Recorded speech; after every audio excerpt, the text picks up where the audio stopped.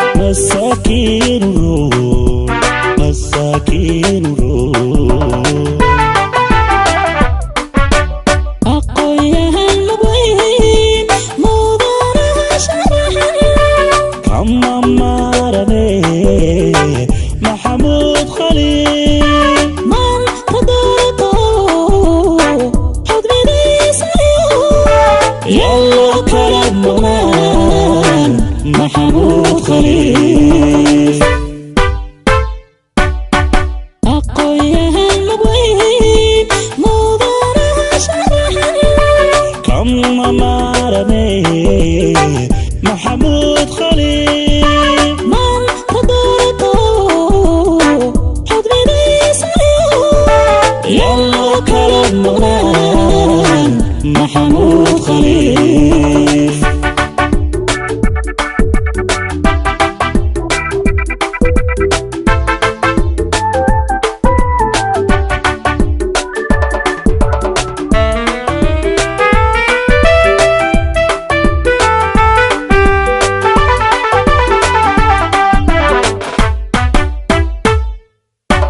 maal qabeen waxtara macaawina baxsho marti soor ku wacan maanta noo sharaxan macaawina baxsha maanta noo sharaxan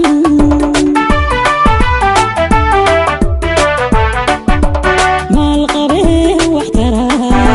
macaawina baxsho marti soor ku wacan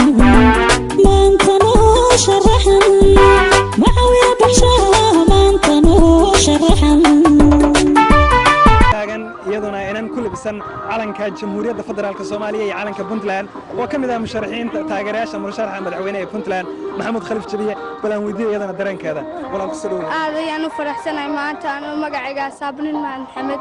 waxaan soo dhawaanay musharax Maxamuud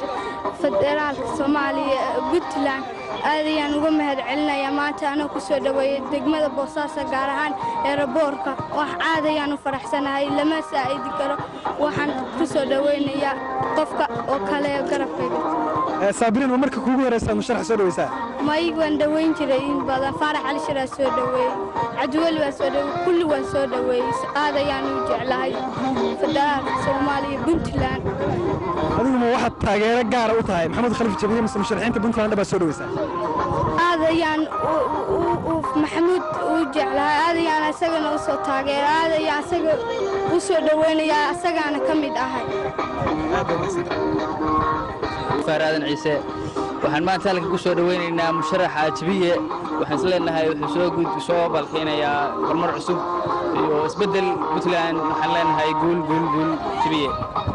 maxaad taageero ugu tahay ama ku dooratay musharaxa iyadoo ay jiraan musharaxiin badan waxaan isleenahay wuxuu soo korin karaa fursado shaqooyin iyo waxyaalo badan oo bulshada u soo balqeynaya dabcan saasaan ku dooranay Jabiye waan soo dhaweynaynaa musharaxa Jabiye boqolaal taageerayaal ayaa iga dameeya kuwaan oo ku sugan garoonka diyaaradaha ee magaalada Boosaaso waxa ayna taageerayaal u yihiin musharaxa madaxweynaha ee Puntland Maxamuud Khaliif Jabiye haatan waxaan rabaa inaan boqdo dhanka dhalinyarada halkaan oo ku sugan dhalinyaro fara badan kuwaas oo ku labisan calanka iyo sawirka musharaxa haatan waxa taagan nin dhalinyaro walaal magacaaga ku bilaabay حولنا فرح سيد waxaad ku sugan tahay garoonka diyaaradaha magaalada Boosaaso ka war shucuurtaada shucuurteeda lama soo koobi karo baad aad iyo aad loo faraxsanahay waa maalintii ugu horeysay aan dad soo dhaweynay madaxweynaha mustaqbalka noo qaban doona waan ku faraxsanahay inaan soo dhaweynin aad iyo aad u mahadsantahay halka aad haatan garabkayga waxaa ku sugan midig inaan aad u dayar oo kamid ah taageerayaasha soo dhaweynaya musharaxa madaxweynaha ee Puntland Maxamuud Khaliif Jabiye walaal ka waran ku soo dhawow walaal waxaad baan ugu faraxsanahay horta soo dhaweynta mudane Maxamuud Khaliif Xasan Jabiye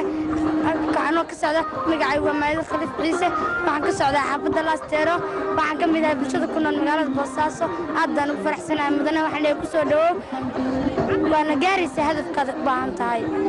dadweynaha ayaa iga dameeya kuwaas oo soo dhaweynaya musharaxa madaxweynaha ee Puntland haatan waxa garabkayga taagan gabar dhalinyaro walaal ku soo dhawow bismillaah ku dhawaad assalaamu calaykum waraxmatullaahi tacaala wabarakaatuh magacaygu waa Seen Usmaan Maxamuud Daahir aad oo soo dhaweynaya mudane Jabiye waxaan leeyahay ku soo dhawow gacmo furan waayo mudanihina aad baa u jecel assalaamu calaykum aad oo mahadsan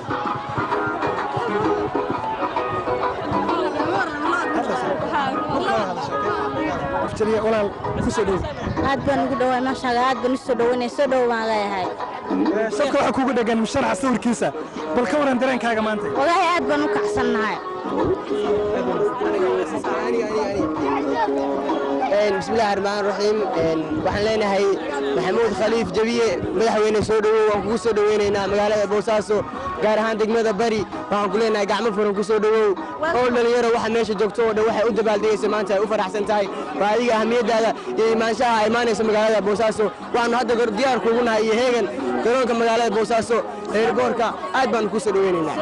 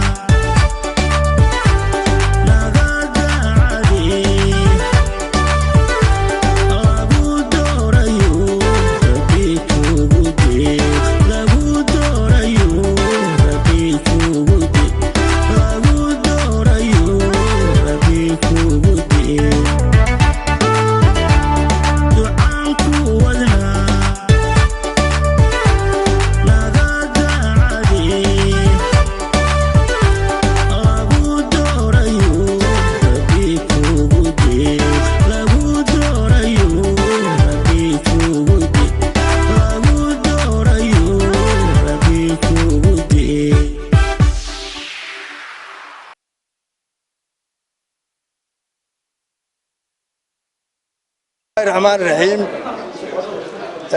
المشرع مدحوينه محمود خليف taageerayaashiisa ciidamada amniga dhamaantii waxaan ku salaamay salaanta islaamka assalaamu calaykum waraxmatullaahi wabarakaatu mudane musharax waxaan leenahay marka hore soo dhawow caasimada ganacsiga waa kugu soo dhaweynaynaa aniga iyo taliyaasha ciidamada ee halka jooga iyo hay'adaha amniga halkan waxaanu u nimi ma aha inaanu anagu ku soo dhaweynayno waxaanu u nimi inaanu amnigaaga adiga iyo taageerayaashaaga aanu sugno diyaaradda ilaa guriga aad ku degayso inta anaga ka mas'uula diyaaradda ilaa iyo hooyga aad magaalada ka degayso amnigaaga inaanu muxuu ahayd sugno baanu halkan u joognay ilaa xalana ka shaqaynaynay waxaanu jecel lahay taageerayaasha iyo musharaxaba inay nagala shaqeeyaan amniga magaalada waa magaalo xasaasiya waad ogtihiin tan iyo saakay qof aan konton jeer la baarin oo la iskariin garayn ma jiro waxaanu rabnaa dowladda muxuu ahayd mudane cabdiweli muxuu ahayd go'aankayagu wuxuu yahay inaanu muwaadin kasta oo wax xisbida oo han musharaxnimo muxuu ahayd la yimaado inaanu soo dhaweyno waa fikradda iyo go'aanka madaxweynaha ka ayaanu ku shaqaynaynaa waxaanu rabnaa musharaxa iyo taageerayaashuba inay nagala shaqeeyaan amniga muxuu ahayd guud iyo kan gaar oo musharaxa oo aan mas'uuliyadiisa aanu qaadayno waxaanu rabnaa musharaxu xafladuu tagi doonaa meelo badan buu shirar ku qabanayaa meelaha inay ka muuqdaan inaan muxuu ahayd wax isbedela ee systemkii amniga magaaladu aynu wax ku soo kordhin mar kale waxaan leenahay musharax soo dhawow taageerayaasha siday noola shaqeeyeen amniga noola shaqeeyeenna aad iyo aad baan uga mahad celinayaa ay gacanta noogu siiyeen waana ku mahadsan yihiin amniguna waa mas'uuliyad wadareed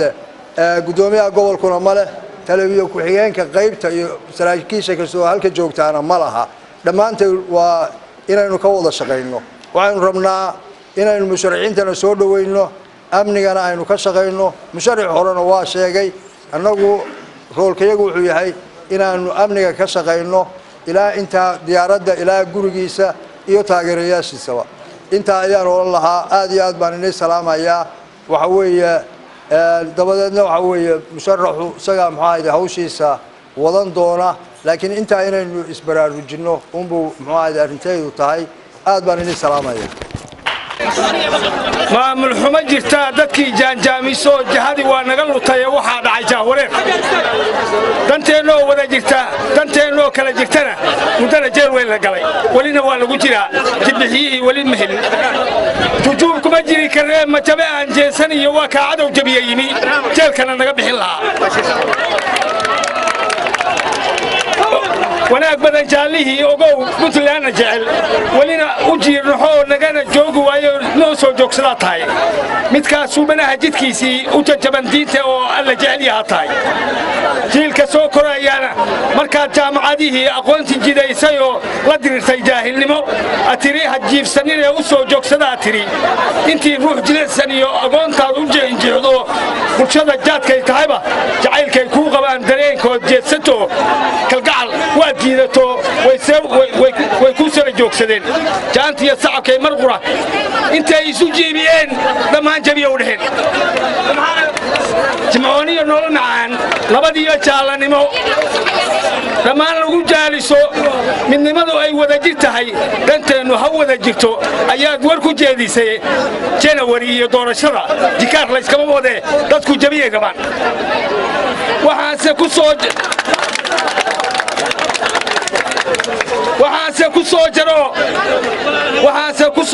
waxaanse warkii ku jaray dadkaan ku soo jug yidhi taageerada kula jiro oo kaa jooga dhinacyadan codkoodu jabiye yahay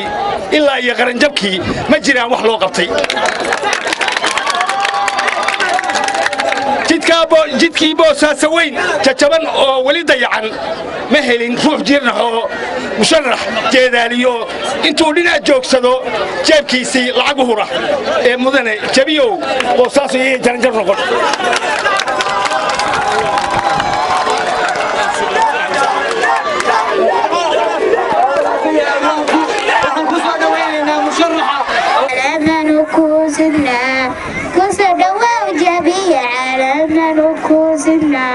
مشرعا بعيدي أنا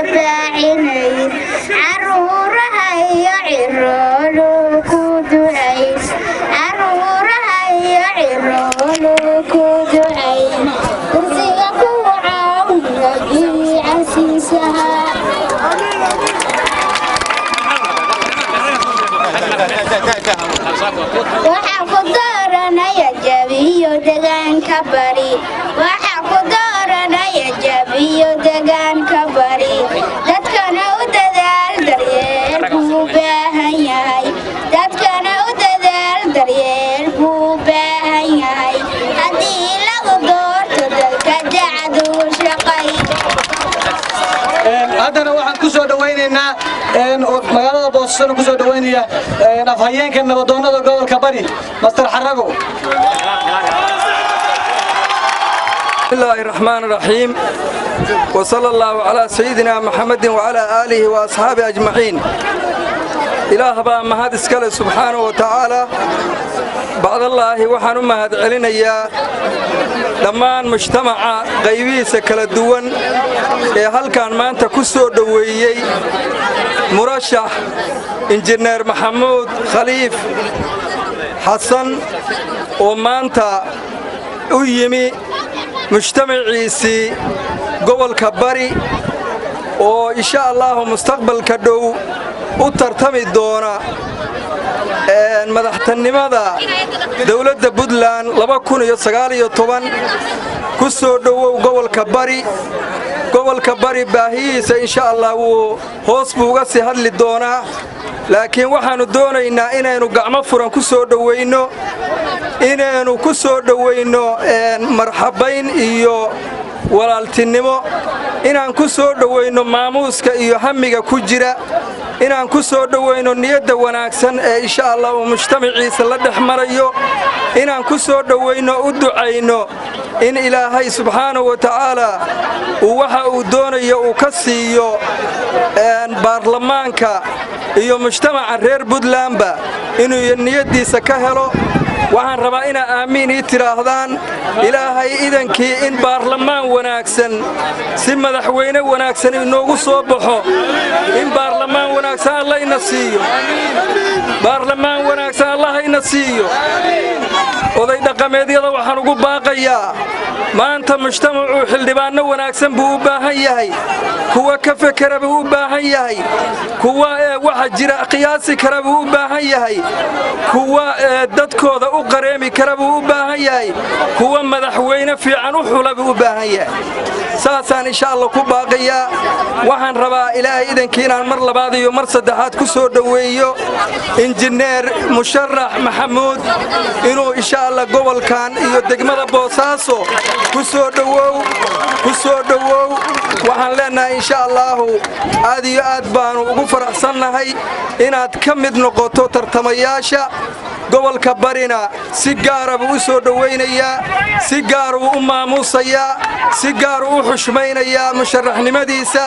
waana lagu la shaqeynayaa mujtamaca ilaahay idankii waa muuqataa waxaan taageerayaasha maxamuud ugu baaqayaa say u shaqeynayeen inay u sii shaqeeyaan insha Allah ta'ala annaguna haddaanu odayaasha nahay musharaxiinta waanu la shaqeynaynaa waanu soo dhaweynaynaa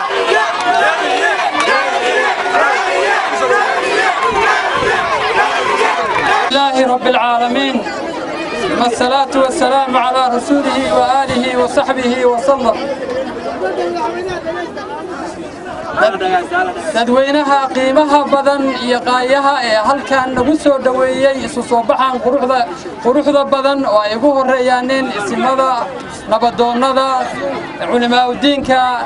siyaasiyiinta dhalinyarada wiilal iyo gabdho iyo wiilalba bahda saxaafadda iyo dhammaan ka soo qaybgalayaasha waxaan ku salaamayaa salaanta islaamka assalaamu calaykum wa rahmatullaahi wa barakaatuh salaanka bacdi waxa aan runtii idinka mahad celinayaa soo dhaweyntan iyo soo baxakan qiimaha badan ee runtii aad u taabtay damiirkayga oo maanta aan dareemayo waxaan lagu cabirin karin kelmado iyo oraahatoona aan lagu cabirin karin waxaan idin leeyahay waa mahadsantihiin waa mahadsantihiin waa mahadsantihiin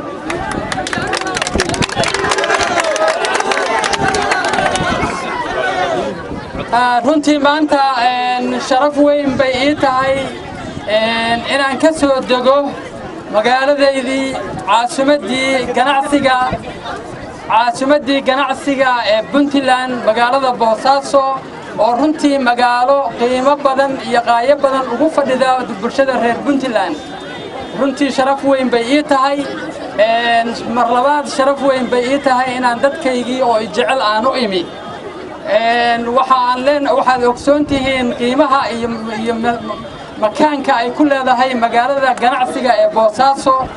waxaad ogtihiin markii dalku dawladdii dhexe ay burburtay in Soomaali oo dhan ay halkan ku soo qaxday oo ay hooyo u noqotay run ahaantii waa lagu soo baraaray waa lagu barwaaqoobay weliba lagu barwaaqaysan yahay laakiin waxaan leeyahay magaalada Boosaaso wixii ay reer Puntland ay ka mudnayd ma ay haysato waxaan ognahay maanta waxaan ognahay amniga magaalada Boosaaso inay question saaran tahay waxaan ognahay dhaqaalaha magaaladu inuu maaratay oo ay su'aal saaran tahay oo hoos u dhacay run ahaantii waxaan ogsoonahay dekadii aynu ku soo caanamaalnay oo Soomaali oo dhan ay ku barwaaqowday inay maanta ciidi duugto oo runtii aan maanta maraakiib iska daayo doonyihii waaweynaa ay ciriir ku tahay runtii wax la aqbalin karo ma aha wadadii maynka ahayd ee dekada dalka dhan laga quudinayay oo uu dhaqaalaha ugu badan ka soo baxayay inay maanta burbursan tahay wax la aqbalin karo ma aha waxaa jiray tusaale yar haddaan idinla wadaago nin lahaan jiray shimbirta guuska la yiraahdo shimbirtan qoorta dheer leh markasta wuxuu subax kasta waxay u dhalin jirtay xabad ukuna oo dahab ah maalintii dambe ayaa ninkii hunguri qaaday oo wuxuu yiri maxaa subax walba xabad ukuna oo dahab uga sugaysaa ma caloosha ka dilaacisid oo waxa ku jira kala soo baxdo بعدين علوشو كدلا شيء وحو علوش هذه وقتك حبض وكنا أو ذهبة صبح كده ما يسنا حبض وكنا مهلين بوساسة يعني سيدا نقنن ما أقبل كلمة بوساسة يعني سيدا نقطة بوساسة وحن ربنا إلي وكنتي يا برواقدي أي صوت سان جرتي أي صبح والبرد شو أو صوت صارته وحال الدنيا هدات ربتين وكن في عن وإنات شمبرتا كودا لا صح maalin walba waxanta ku siinaysaa aad keer garaysaa aad xanaanaysaa aad turxaan bixisaa aad horumarisaa Boosaaso saasay mudan tahay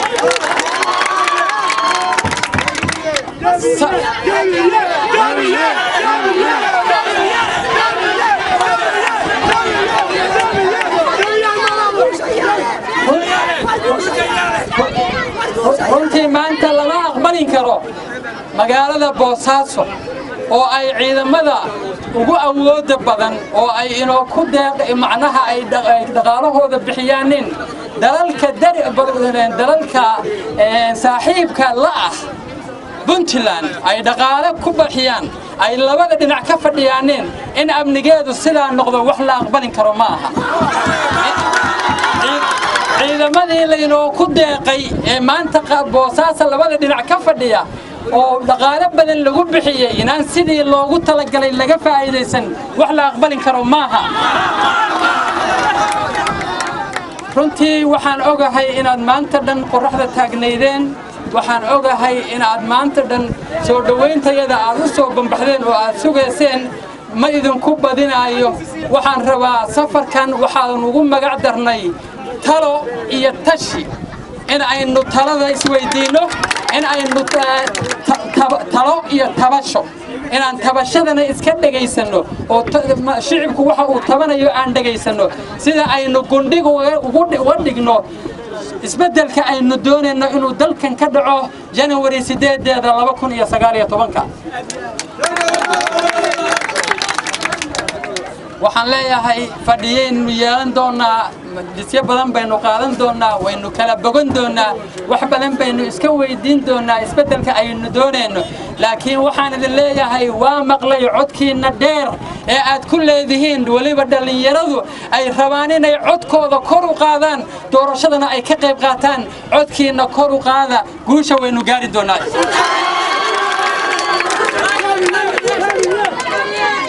aan ka qayb qaadanno isbeddelka la doonaya inuu dalkan ka dhaco waan ogahay inaydinaan codkiinna maanta ku dooranayn mas-uuliyiintii aad doonayseen inay masiirkiinna iyo mustaqbalkiinna ka taliyaan laakiin waxaan idin leeyahay teeramkan baa idinku dambeeya inaad ciil ku mudataan codkiinnaad ku dooran doontaan doorashada tan ka dambaysa waxaan leeyahay puntland ha noolaato puntland ha israacdo soomaaliya ha israacdo guulaysta waan isu iman doonaa insha allah asalaamu calaykum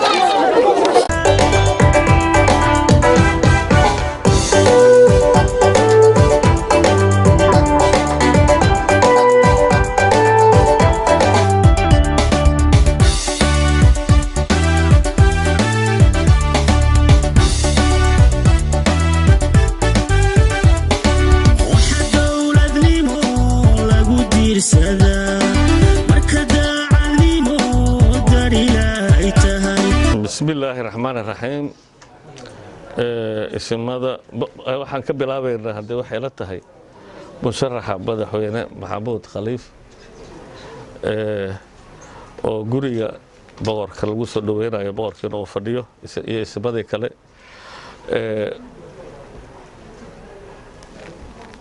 musharax madaxweyne waa nasiib badan tahay intaanu isima ah hadduu ilaahay kula soo maaragtay kulmiyey ismada howlo kale u joogeen annaga intii reer bari ahayd waxa weeye puntland maanta cid ka maqan ma jiro shanta gobolba gobolladii dhan waa fadhiyaan waxayna u fadhiyaan howlo oo maaragtay puntland iyo howlo qaran bay u fadhiyeen haddii nasiibka waxa u yeelatay inaad maxaan la yidhaahdaaye aada la kulanto waxaan ku leenahay soo dhowow horta ku soo dhowow magaalada boosaaso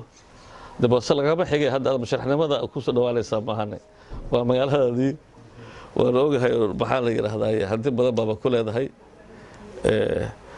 maxaan la yidhaahdaa hadda nasiibkaas baa waxaan ku leenahay ilaahay maarata hawsha sidii roon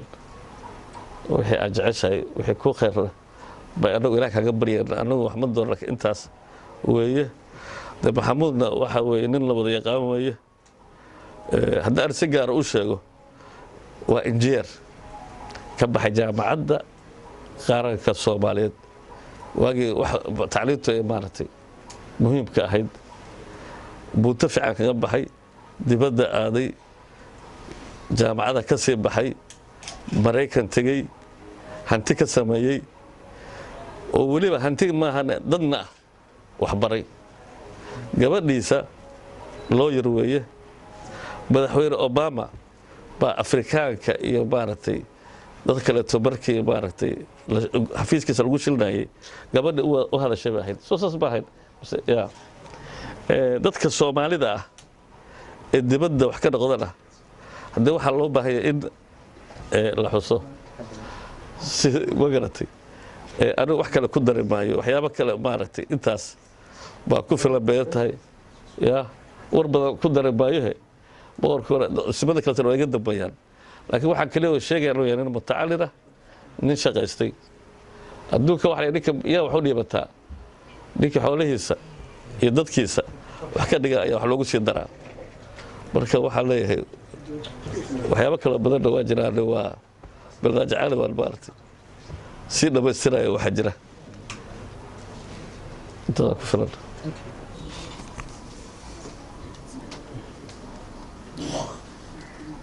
بسم الله الرحمن الرحيم الحمد لله رب العالمين وبه نستعين على أمور الدنيا والدين وصلى الله على نبينا محمد وعلى آله وصحبه أجمعين marka hore ilaahay baa mahad iska leh waxaan aad iyo aad ugu faraxsannahay maanta halkan inuu nagu soo booqdo musharax madaxweyne injineer maxamuud khaliif xasan sida isimadu u sheegeen waa fursad dahabiya dhowr iyo toban isin oo salaadiintii puntland rag muhiim wada ah halkan inuu kula kulmo walla isin wanaagsan bay u tahay waxaan leenahay musharax madaxweyne soo dhawow runtii waa wax lagu farxo xilkuna waa muhim qofku haddii uu isleeyahay waxbaad qaban kadhaa dalkiisa iyo dadkiisa iyo intaba inuu wixii uu markaa khibrad leeyahay wixii uu tala hayo wixii uu muxuu ahaye inuu uga faa'iidayo aad iyo aad bay muhiim u tahay run ahaantii simadu siday sheegeen halkan waxaan u joognay howlo heshiisiin iyo nabadayn safaradooduna hadda waanba u soconnaa insha allahu arrimahaas gaar baan madaxweynaha ugala wada hadli doonaa musharax madaxweynaha waxaan leeyahay mar labaad iyo mar saddexaad soo dhowow madaxweyne sida loo sheegay waasku isagaa de tacriifkii iyo injineerka meeshuu ka yimi iyo kulliba isagaa ka warramay maadaama uu maraykan ka yimi fursaddan waxaan uga faa'iidaysanayaa doorashooyinkii xilliga dhexe oo maraykanka ka dhacday oo musharaxiin soomaaliya ay xilal badan qabteen waxaan rabaa inaan halkan uga mahad celiyo anoo ku hadlaya magaca isimada guud ahaan soomaaliyeed waxaan halkan uga mahad celinayaa ilhaan cumar oo ku guulaysatay aqalka hoose ee koongareeska waxaan kaloo mahad celinayaa maxamuud nuur oo isaguna ku guulaystay aqalka minneapolis sidoo kale hodon oo iyaduna ku guulaysatay iyaduna minneapolis iyaduna ka tartamaysay sidoo kale waxaan u mahad celinayaa siyaad oo isaguna ku guulaystay qaybta waxbarashada oo runtii muxuu ahaye afarta xubnood waan isleeyahay wax weyn bay soomaalida muxuu ahaye ku soo kordhinaysaa kaalintii ay ugu jireen iyo hawsha muxuu ahaye caalam islaam oo dhan ama afrika ama in badan bay runtii wax badan marka soomaalidu dad runtii aad iyo aad maskax furan weeye waxaan kaloo u mahad celinayaa cabdi warsame oo isaguna ahaa mas-uulkii ugu horreeyey oo jago ka qabta minnesota weliba minneapolis dhammaan dadkaasi waa dadkii igu soo dhoweeyey maraykanka minneapolis igu soo dhoweeyey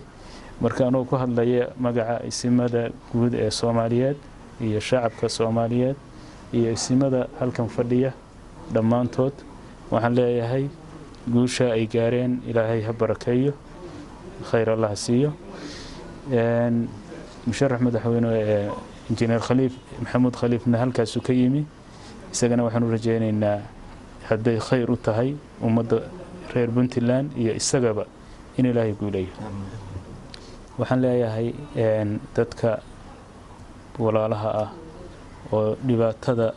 soo noqnoqotay oo ka socota gobolka koonfurta gobolka magaalada laascaano waxaan leeyahay dhibtaa waa waxaan hadda dhammaantaya meeshaan u fadhino waanan u soconnaa insha allah waanu tegin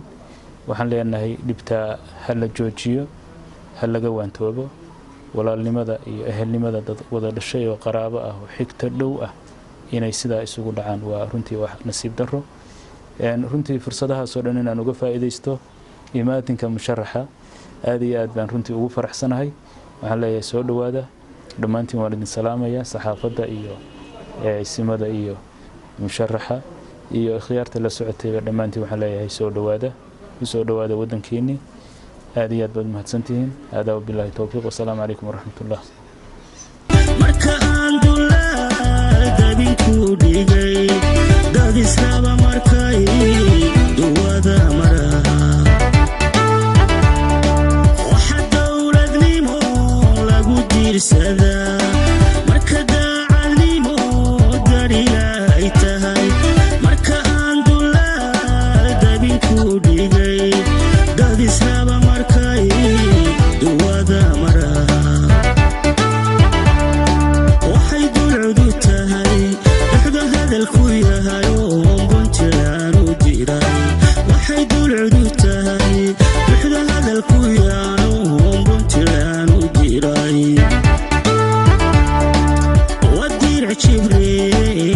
dalkiisa u halgama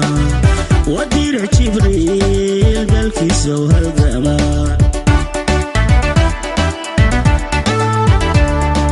maalintii dulqaada la daysan karin maalintii dulmiga la diidayay maalintii dagaal gaangaarsiiyay maalintay diliyo dibiroodintay maalintii difaac danisita tahay waxa aan ku darayo deeqaf ku jirin aqoonyahan darbani axmadaadiye qabilaada sirtu ka digtooyaho diblemaasinimo u diyaarsanye diblemaasinimo u diyaarsanye dalka ruushka iyo dowladaha galbeed ka diwaangaliyo injineernimo ku diyaariye dalka ruushka iyo dowladaha galbeed ka diwaangaliyo injineernimo ku diyaariye waa lama dagaal ama duudsi karo dalka iyo dadkiyo diintiisa jecel waa lama dagaal ama duudsi karo dalka iyo dadkiyo diintiisa jecel duqaydiyo niway